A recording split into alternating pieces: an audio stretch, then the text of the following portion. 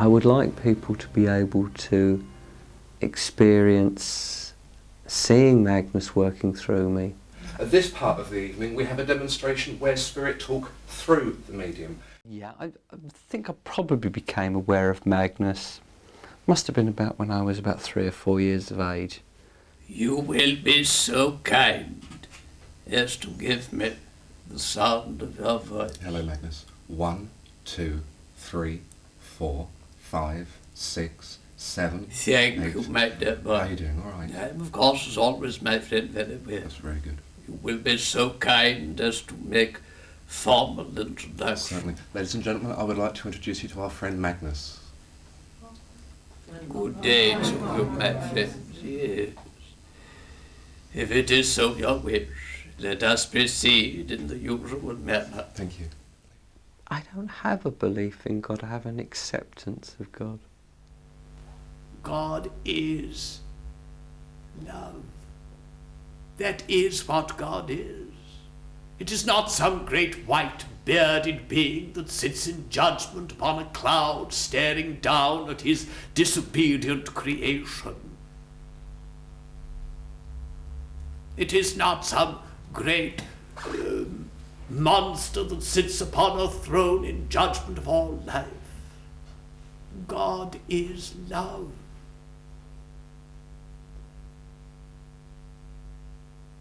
Why should God desire to punish anything that is of his creation?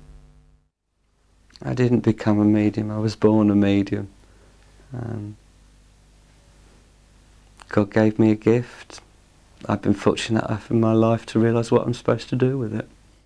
Oh, there's lots of examples of sort of spirit displaying great sense of humour, but one of the funniest stories that I heard was a very well-known lady in the spiritualist movement told me that she was once working at a spiritualist church with a gentleman who was a well-known minister, and she'd not worked at this church before, and he said to her, "When you go on platform tonight," he said, "I don't want you telling any of the congregation that they can be healers." So she said to me, "Well, you know, I thought that was quite logical, you know, don't go on platform and start telling people they can be this, that and the other." And he said, "No," he said, "tell them they can be an organist." He said, "We've got plenty of healers," he said, "but we need an organist." Lady at the back. Yes, my dear, what is your question? I'm just trying to make my voice come out, so I'm a bit nervous. Oh, don't be nervous with me, my dear, I'm only an old dead man. You are all of the same kind. You are all God's creation. In reverence and in respect, you are no less and no greater than a tree. You are no less and no greater than the dog.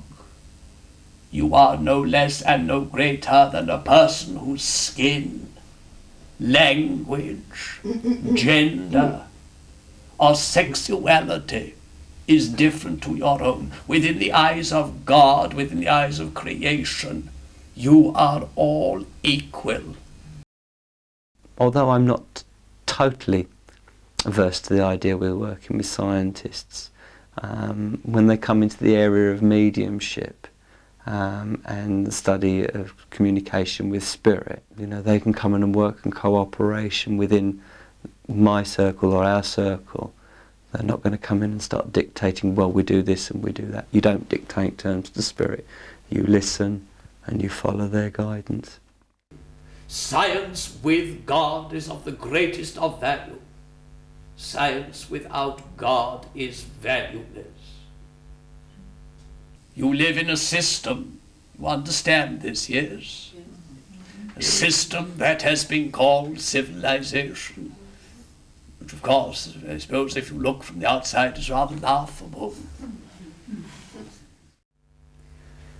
Even in my own time upon the earth plane, to look up into the stars was a great fascination. There was great contemplation as to what existed and what was in the stars. You look to the stars upon the earth plane for life, life that you call alien, yes.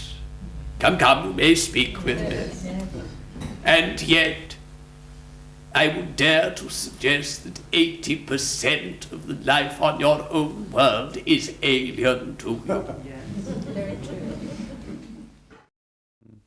It's a bit of a sadness, really. I think that people only really contemplate life after death and what happens after we physically die when they're confronted with their own mortality, when they've been bereaved, or when sort of shocks happen in their life and they start thinking about, well, is there more to it? You shall see many of you in your times upon the earth plane. Great governments fall to their knees. You shall see established religions crumble to dust. You will see your world split and ravage and change as she strives to evolve. You do not and should not be fearful of the times of change, my friend. You should rejoice that the time of change is upon you. You fail to recognize a truth.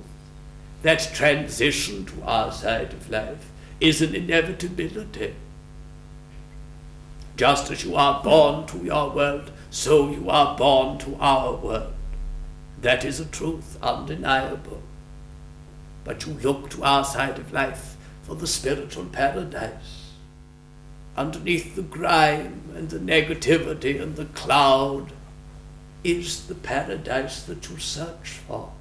But God is kind, and that is why the Spirit migrates from the physical universe by means of that which you have come to call the etheric form into a vibration that is enhanced and more vivid, but still familiar.